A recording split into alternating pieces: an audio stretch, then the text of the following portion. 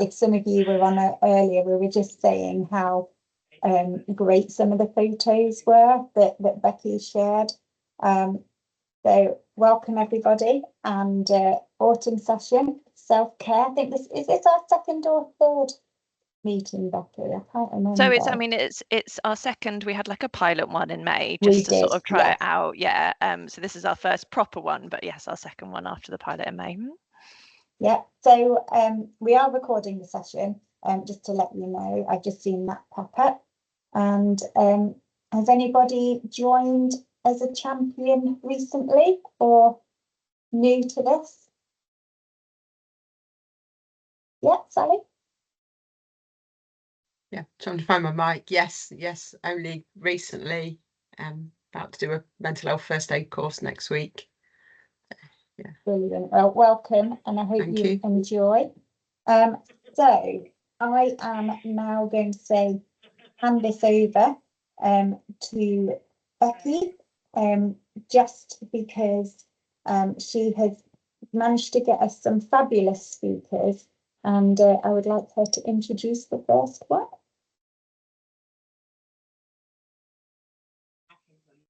I was on mute. Thanks, Ellie.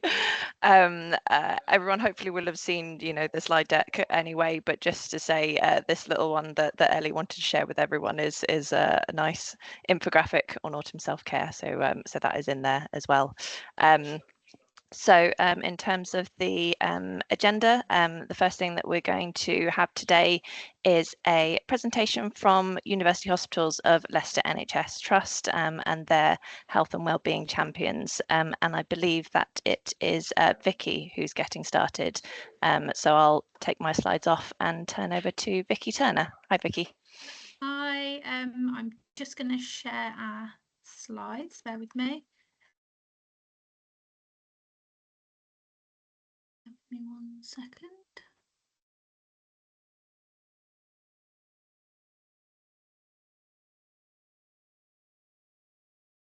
Great. Can everybody see that? Yeah, fab. We are all sharing a room today, so if we have a few technical problems and interference, then apologies. So there's a group of us at the Health and Wellbeing Ambassadors, and we're all from the Finance, Procurement and Supplies team at University Hospitals of Leicester. I'm Vicky Turner, I'm Head of Contracts. I'm also one of the Health and Wellbeing Ambassadors, and I'll let the team introduce themselves as we go through. So firstly, we wanted to just talk a little bit about what we were doing as an organisation on health and wellbeing. So at UHL, we took the staff survey feedback that we got in 23-24, and a campaign was created around that feedback of areas of focus and development, and we called it RISE. So RISE stands for Recognised, Included, Supported and Equipped. And within our directorate, we took each of those areas and have done something in terms of a development point for each of those. And I'm just going to go through those first up. So firstly, we use the recognised, and we've done a lot of development in this area. So we've got a monthly directorate awards for the Finance and Procurement Directorate. It's held in an engagement event that happens once a month. It's normally chaired by our CFO, or one of the deputies. We've got various external awards that we've focused on putting applications in for and been successful with. We also have a CFO Monthly Choice UHL Admin Star Award. So this is where the directorate awards from the engagement event, the CFO will pick one that they believe to be kind of the best for that month, and that will then be submitted to the trust-wide Admin Star nominations. And then we've also got the Deputy Directors of Finance handing out long service awards and celebration events such as afternoon teas to celebrate long service in the organisation. So on included, we've, as a directorate, created a behaviours charter. It's been created with the team, and that's been included in appraisals, and asked individuals to kind of sign that off as well to support that they will work and their behaviours will be in line with the behaviours charter. We've got a designated active bystander training for the organisation, which is taking place later this week.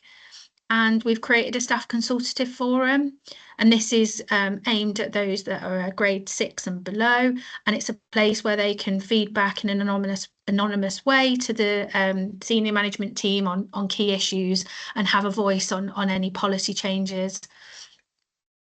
And then we've also got the CFOs and the deputy directors of finance, so the very senior finance team being on site and accessible to staff, make sure they're included. So once supported, we've got something called Behaviours Champions. So this is a group of staff, they're all volunteers that champion the behaviours in the organisation and are people that you can go to in our directorate if you're concerned about someone's behaviour. Bullying and harassment came up as a theme out of the staff survey, and we've done some virtual training on what bullying and harassment is, and this had really, really good feedback within the directorate. And we've promoted the guardian services more throughout the trust, but specifically within our directorate, they've come in and presented at our engagement events. And then we've continued to develop the wellbeing cafes, which is what we're going to focus on shortly, which is something that we've been doing across the organisation. So in terms of equipped, this is about making sure that staff have got the right equipment to do their roles. Even though we've been working from home for a really long time, that's not always been the case. So we did a real drive on focusing on making sure everyone's got the right equipment. The FPSD group is a group that we've set up within the directorate focused specifically on training and studying opportunities. And they've also created some pages on our UHL kind of intranet. We've had a new intranet this year called Connect. I'm in another meeting, but it's only sorry. Wellbeing. I will just mute.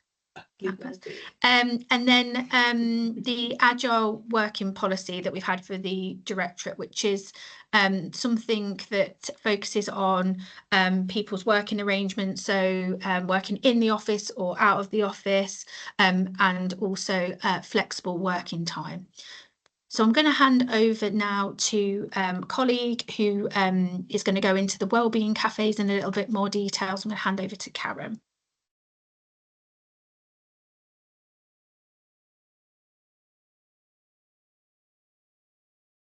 Good morning. Thank you. So this is the technical issue we're talking about. Thank you.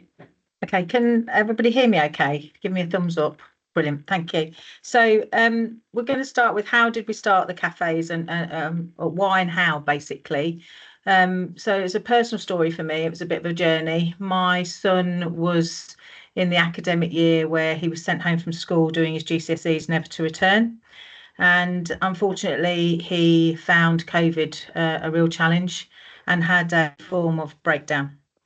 So I tried to help him and realised I wasn't quite in the right place myself. So I would be seen and viewed, I think, by colleagues as being quite resilient, quite a strong character. So it made me think, well, if I'm in that situation, how many other people are out there that are feeling that? So I put a call out. We have a finance and procurement engagement event each month, and I asked for some help with health and wellbeing, and we got the champions. So there's 4 of us sat here today. Donna's on a different site, and then Graham couldn't be with us unfortunately today. But so there's five of us that sort of lead the wellbeing cafe agenda. It's during COVID, there was a focus on clinical staff, and actually we felt a bit strongly about that in terms of the back office staff. The clinical staff were supported by the back office staff. You know, we pride ourselves in procurement here that not one clinical member of staff went without PPE during the whole of COVID. You know, bills were paid, the finances were sorted out. That was all by people in the background, not clinical staff. So it was very much high focus on clinical staff. And then it was the impact of hybrid working. Of course, some people didn't see anybody for a long time. And that remoteness and that limited interaction was taking a toll, really. So the Wellbeing Cafe was born.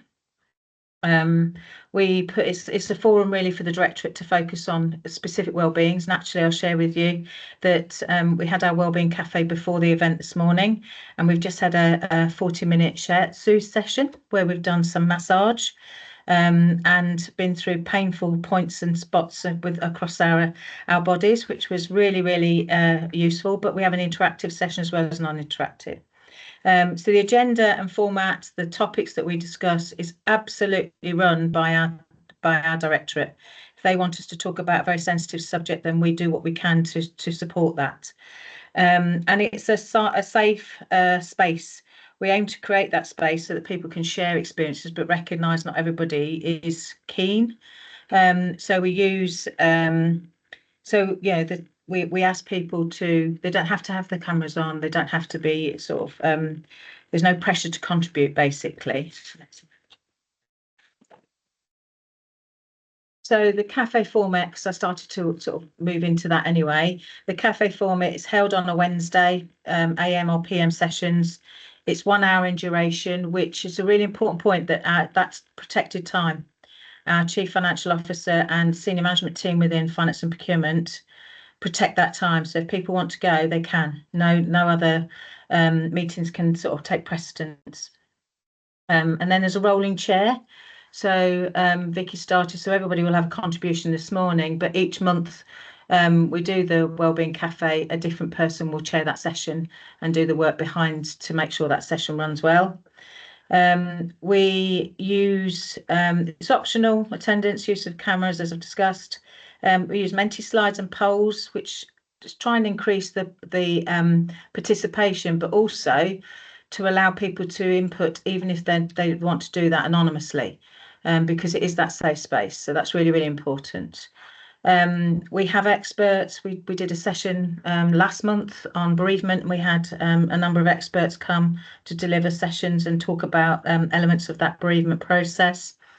And we, after the events, we have a monthly newsletter that's sent out just as a reminder of what was covered at the last cafe, and then what will be covered in future cafes. And we have a dedicated email address, which is confidential, and it's only accessed by the Wellbeing ambassadors if anybody wants to reach out. So I'm going to come, I'm passing over to you, Jen. Thank you. So bear with me while I mute. Hi everybody, my name is Jenny. So in terms of the topics that we've covered in the cafes, as Karen mentioned, we've tried to get the people who take part in the cafes to contribute towards that. So we regularly ask the directorate what subjects they want to discuss, and we try and facilitate that. Sometimes we feel that we can't necessarily cover that just by within the ambassadors, so we do ask some experts to come and join us, and as Karen mentioned, we've recently had a bereavement one. We also had a stop smoking session where we had somebody, an expert, come through and talk to us about that. At the moment, we run a system of having 2 more serious cafes and then a kind of more light-hearted interactive one, which is the one that Karen talked about earlier that we've run today. So we ran a shiatsu one today, but we have ran yoga, tai chi and mindfulness. In terms of the other topics on those sort of 2 monthly sessions, we've had work-life balance, we've talked about sleep, stress and musculoskeletal issues. We've had some specific sessions just to talk about men's health and women's health, which actually we were very specific that it wasn't just women that would attend the women's health or men that would attend the men's health. It was about everybody learning about those sorts of issues. And we've also had guest speakers on things like financial matters.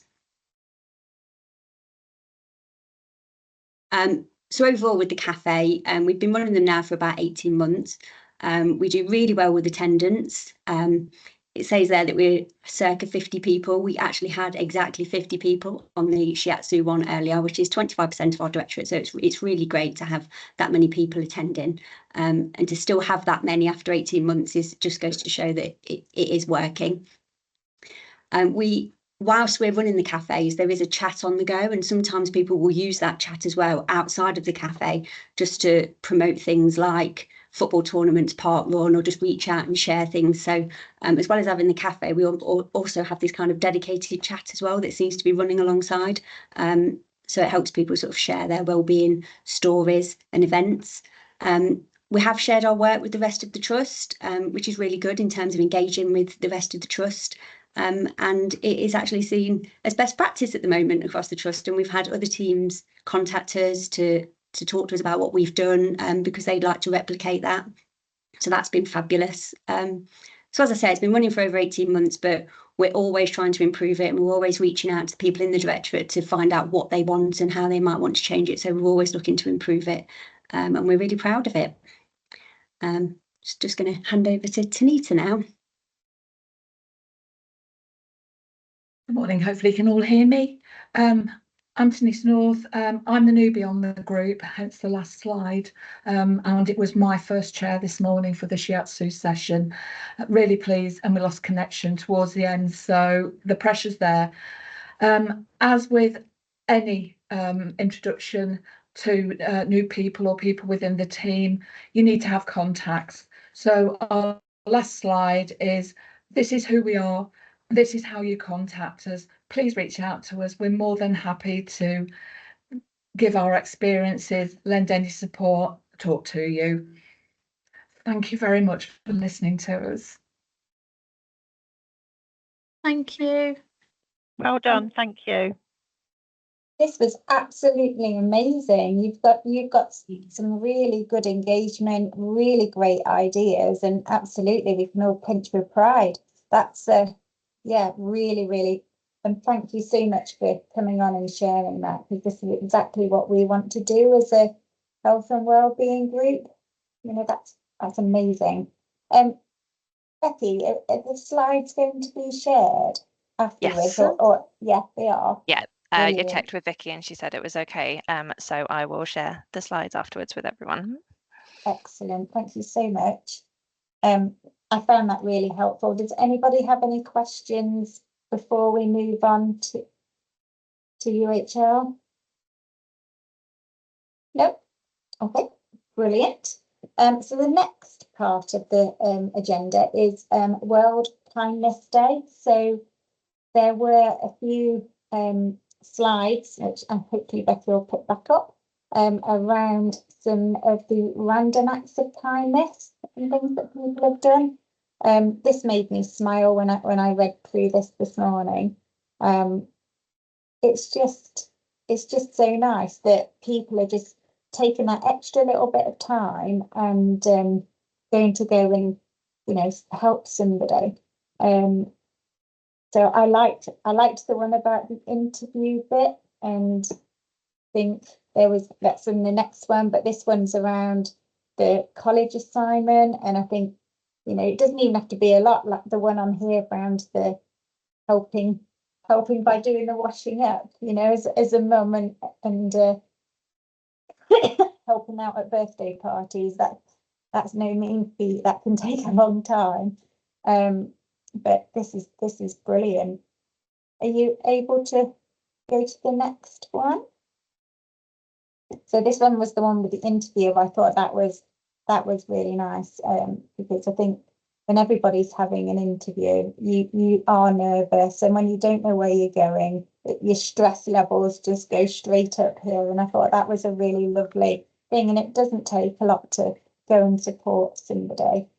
I had a little bit of a story from which I didn't put onto the slide, but when I was at Sherwood Forest, they were doing something with the car parks, and we all had to apply for new parking permits.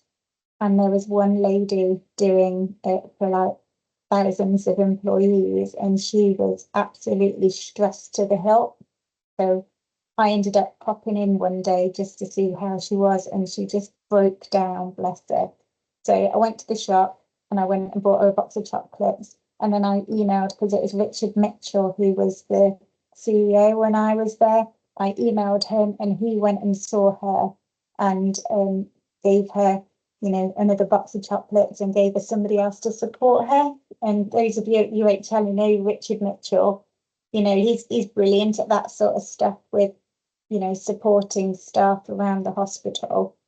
Yeah, so that for me, that was my one. So absolutely around, you know, I didn't have to do that. I didn't need to pop in. I didn't need to email Richard Mitchell, but actually, because of the culture of the hospital, I felt that I could email Richard, and he went and, you know, helped her out, and he emailed me back to say thank you that he'd gone to see her and everything. So it really does help just taking that extra 5 to 10 minutes and make somebody's day.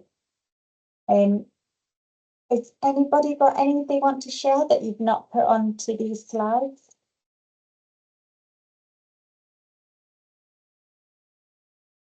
No? Okay, brilliant. I could share something where I actually even paid money. Oh, go on then. Okay, so my cousin is moving to Thailand and selling his property. He thought he'd tied everything up with a bow before he got onto the airplane this morning. But at 5:10 yesterday, he received an email from the agent selling his property saying that they needed £98 to proceed with some management pack. As you can imagine, he was not a happy bunny. So I just said, forward the email to me, I'll sort it out, and then you can sort it out with me once you've landed and got into your new home. And so I even put my hand in my pocket. I'll get it back. So that was my moment. There we go. Oh, thank you for sharing that. You know, again, that probably helped him out massively and took loads of stress off of him for doing that. So that's really good. Ooh. Hello, Amanda. Oh, hi everyone. It's really great, this presentation so far. And I really like the random acts of kindness. And we actually had a financial management improvement day this Monday as a follow-on to our listening event that we had in July around our staff survey, and our people support team, who is the kind of Trust's health and wellbeing, equality and diversity team, helped us to facilitate that, and they were absolutely brilliant. You know, just having an independent couple of people to help facilitate discussing some difficult topics. And so my manager brought in a box of chocolates today. Says, Pam, will you just walk over and take the box of chocolates over to them? So that's our big thank you to them, and we sent them an email as well, but they've just been absolutely fantastic. Oh, that sounds brilliant. Thank you so much for sharing, and I hope they enjoyed chocolates. Has anybody got anything else before we move on to another brilliant presentation? No? Okay, well, the next presentation is around National Work-Life Week Balance, and it's around finding a work-life balance, and it's being presented by Alice McEwen from W Group. Over to you. Thank you. Hi, I'm Alice McEwen. You might know me as Alice Guggenheim if you met me earlier in my career. In fact, I've just noticed the screen says Alice Guggenheim anyway, so here we are. But yeah, I work at NHS W Group now. I'm Divisional Finance Manager there. I will just try and share my presentation. Fingers crossed. Here we go. So I don't know if anyone else can relate to the lady on that screen if it's now sharing, but I certainly can. I think we've probably all had times where we've felt like that. Is it going to move on? Oh, yeah. Okay, so I thought I'd just start by introducing work-life balance and what it is. It's a balance between the kind of professional and personal life, how you prioritise your time and your responsibilities. So why is it important? It helps maintain your productivity, improve your physical and mental health, maintain your social connections, reduce stress, and allows you to prioritise your health. So over the next 15 minutes, I'm going to cover how I've successfully and sometimes unsuccessfully managed to balance work and home life over the course of my career, how it's changed at different points in my career, depending on pressure at work and at home, and the challenges I faced along the way, and hopefully some tips for others. So when I left university in 2014, which feels quite a long time ago now, I was successful in getting a place on the Regional Financial Management Training Scheme, which was run by the HFMA. So in September, I joined the NHS and the working world, which was a little bit of a shock, to be honest. I'm sure we've all experienced that. So as part of the training scheme, I started the path to become CIMA qualified. I studied psychology at university, so I had no exemptions, no prior knowledge of accounting, but I was lucky enough to get college day release as part of the scheme. So I'd say even though I had that college day release, the balance still tipped strongly over the work side. I spent pretty much all my time work 9 to 5, get home, eat, do some jobs around the house, then back to the college work and go to bed. And I'm sure anyone who's done college at the same time as working has probably had a similar routine, where really there's just no time for yourself. So after that kind of year, if I look back and said now, I just don't know why during that time I didn't just take a break. Because I think over the last 10 years, I've realised that if I do take a break, my productivity actually increases, my stress levels go down, and actually I get a lot more done. So the one kind of thing I think I've learned is just to take a break.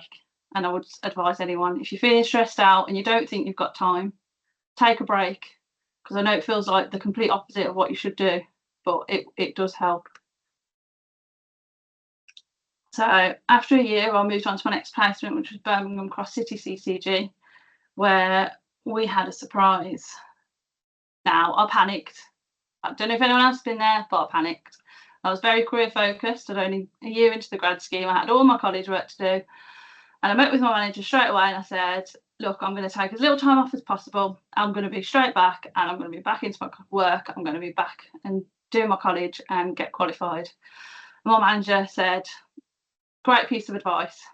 Don't rush it. Said, I've been there.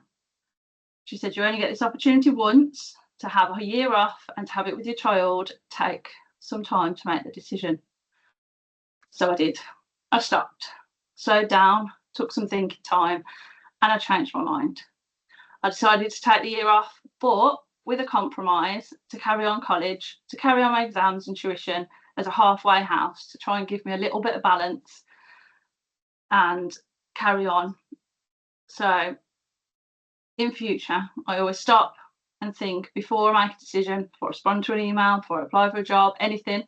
I always stop and take that time to think before making the decision.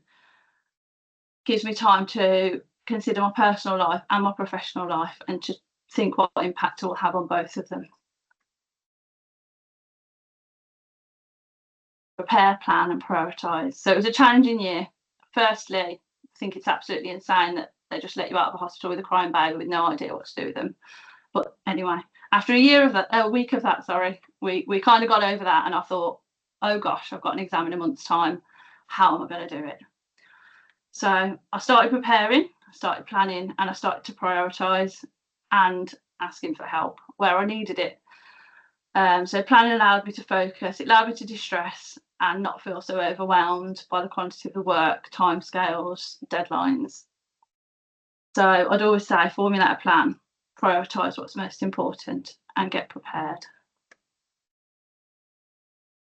So when I returned from maternity leave, my perspective had changed considerably. I still wanted to focus on my career, but I also had a family I wanted to focus on too. So I put in a request to reduce my working out days to 3 days a week so I could try and get that balance between work and family. I'd completed my college work at this point because I carried on drawing. So the time at work would still be very similar to what I'd done before. So, and shortly after this, a job opportunity came up as a finance manager at one of my placement organisations, which was Sandwell. So before applying, I asked the recruiting manager if there was any chance they'd consider part-time. I very nearly dismissed the job when it came up because they were asking for full-time. But they were more than happy to accept my application at part-time, and I was successful in getting the job. And so I would always say, ask, don't get put off because you don't quite meet the requirements of what they're asking for, because it might be that you do, they just don't know what they're looking for.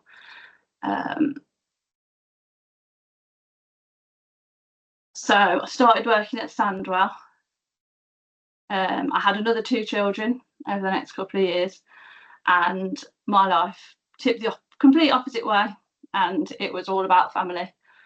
And it was really hard at that point to find, I'm sure you've all done it, the additional hours we used to spend to get our job done, which our working hours never seemed to quite cover. So following my second maternity leave, I asked my manager if it would be possible to work flexibly, start early, finish early, to try and give myself a bit more balance. At that point, my manager said no. he said that wouldn't be possible. It wouldn't work with the kind of commitments of the different points in the day. And at that point, I said, okay. And I went back to work to the 3 days a week to the hours that I'd done previously. And in retrospect, I think I probably should have asked for more advice on that.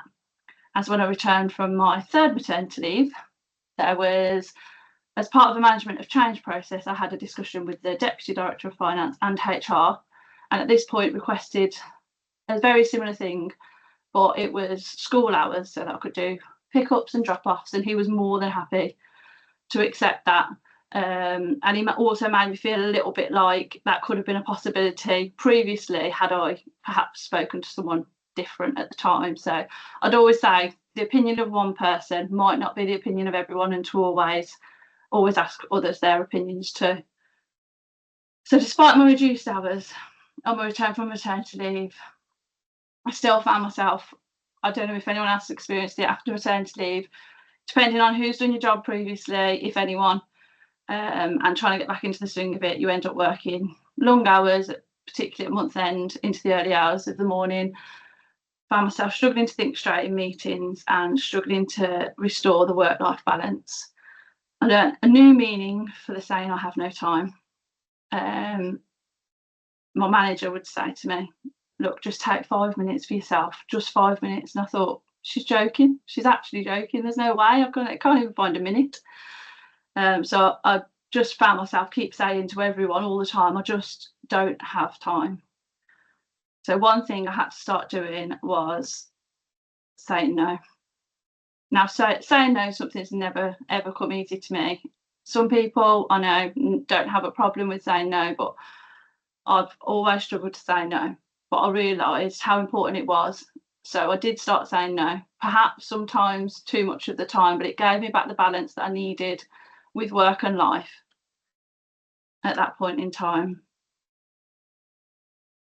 So during the same year, the Deputy Director of Finance at the time where I was working suggested, and I think it was for the 3rd time, that I should sign up to a course the organisation offered called Developing Talent.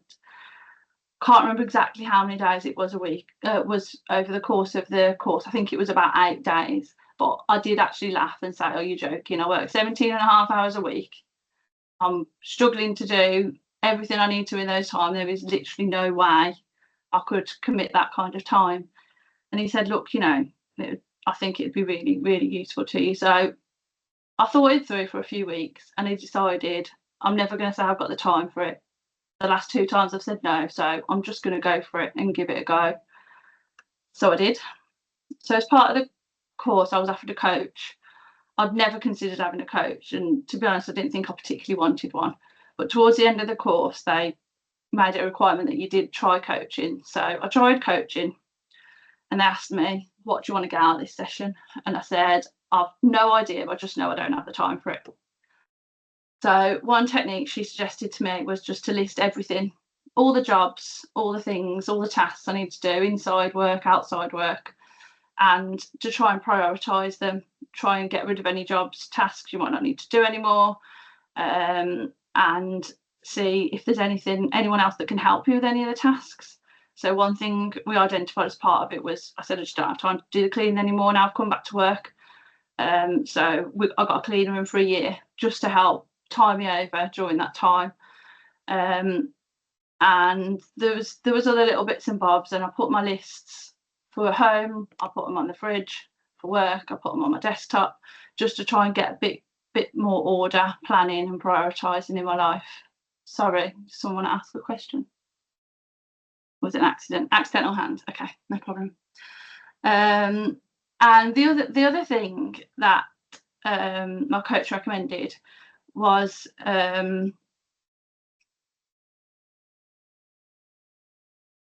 to start tracking my energy levels. So one thing she said was, you really need to match the tasks with the energy levels you have at various points in the day.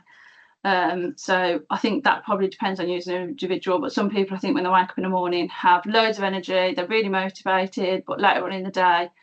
And so what I tried to do going forward was match any tasks to the energy I had at that time, and I did found that also helped.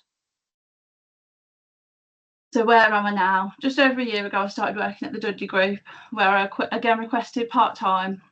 I was lucky enough to get a job share arrangement, which works really well. I can do school hours and I have the flexibility I need to prioritise my family, but also to work the hours when the kids aren't around and I'm not distracted and I can focus entirely on my work. One thing I would say, having to finish work for the school run, I always finish work on time. And until then, I'll probably never finish work on time. My husband doesn't finish work on time, and I'm sure a lot of people don't work on time. But if you can set those boundaries, if this is the time I'll finish, then please do, because it's so easy to say, I'll just finish this piece of work. So yeah, I'd say right now my work-life balance is pretty good. I've started making time to exercise again, go swimming, go jogging. Did decide it was the right time to focus back on my career again. I'm just this evening actually going to start the HFMA Level 7 Diploma in Healthcare Business and Finance. Considered the opportunity several times before and just thought it's not the right time for me. But now it is. And so I think timing's everything and you've got to make sure it is the right time. So thanks everyone, thanks for listening. Just a little summary, please take breaks, please take time for yourself, set boundaries if you can, define your work hours in advance, plan, organise and prioritise. Stress management, do some physical activity if you can. If you feel you're getting stressed, take that time out. Be flexible, things change, you need to change, you need to adapt, you need to adjust your plans. Learn to say no where it's necessary. Take time to make your decisions and always ask for help if you need it. Thank you, everyone. Thank you so much. That was really, really good. I'm really pleased that you took the step of just asking for help and making sure that you put what you needed first. I think as mums and with carers and children, I think it's really difficult sometimes to go in and ask that, because that takes energy and brain space and everything else. But that was really good. Thank you very much. Mia, you've got your hand up. Apologies, I was trying to react. No problem. There's loads of things coming up in the chat, so I think it's resonated with a lot of people. Boundaries is coming up a lot, and I think that's really important, particularly when you now work, do work from home and stuff. I find that my boundaries aren't particularly great. I am very much, I do need to learn that myself. Learning to say no, yep, absolutely. Becky, you've put boundaries as well. And there's a comment there saying, brilliant, Alice, really open and honest, and thank you for sharing. And yeah, absolutely. Most of us will have felt what you've shared at some point in our working lives. So that was really, really powerful. Thank you very much.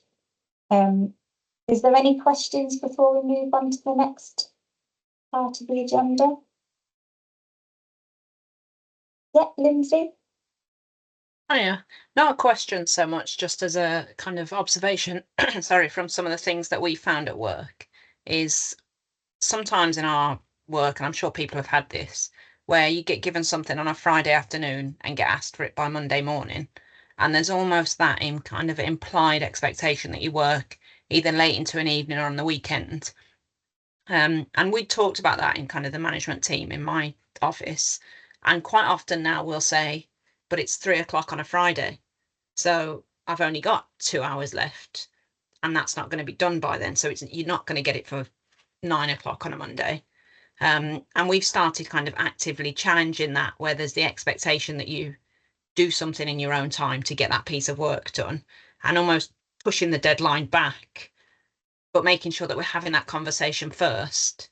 So we're really kind of emphasizing the point that we're not working in our own time all of the time. And slowly over time, that expectation seems to have got less. But I think that's because as a team, there's a few of us that challenge that expectation. And it links back to the saying no, doesn't it? I guess. Yeah, no, that's really good. And as you sort of said, you went as a collective with it, so everybody they sent the same message, which I think is probably more powerful than just one or two people saying it. Yeah, so I think because a lot of us started doing it, I think that message came across a lot better. Yeah, I've had a similar issue, not from myself, but one of my colleagues on a project that I'm working on at the moment. The line manager, they used to be friends. They've worked together a really long time in different trusts and things, so that they're friends. And she's recently been off with work-related stress, and it turns out that, you know, the line manager was phoning her like 10 o'clock at night and stuff, saying, oh, what's happening with such and such? And because of the sort of person she was trying to retain all that information. And when she went off, I mean, I don't take prisoners very easily. So I actually said to him, you know, you need to stop doing that because you are causing this problem. I know it wasn't all of it, but that was a major stressor for her. And it just needed somebody to go, stop, you're overstepping the mark.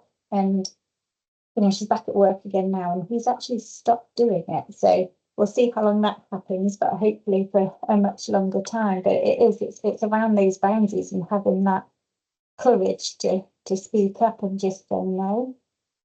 Yeah, thanks for sharing, Lindsay. So the next bit, which we started off talking about when we first came on the call, was cake.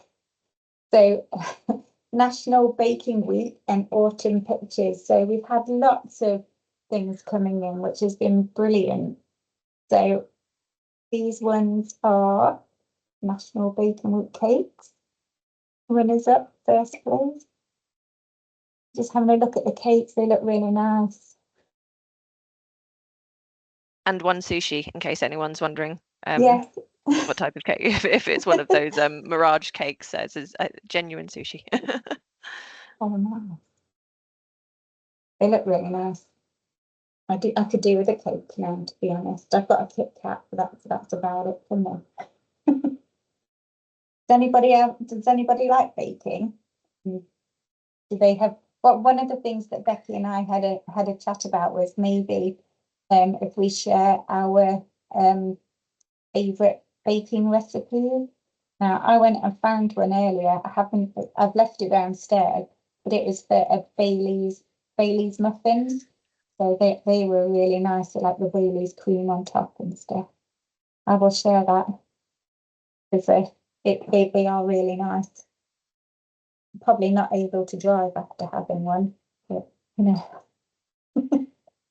Sorry, So one thing I miss about being in the office, because whenever it was a birthday or a celebration or somebody passes exam, we used to have cakes, and now we're all like working at home most of the time. It's not very often that we, yeah, I do like baking, so I think next time we'll get together. yeah, take some cake in.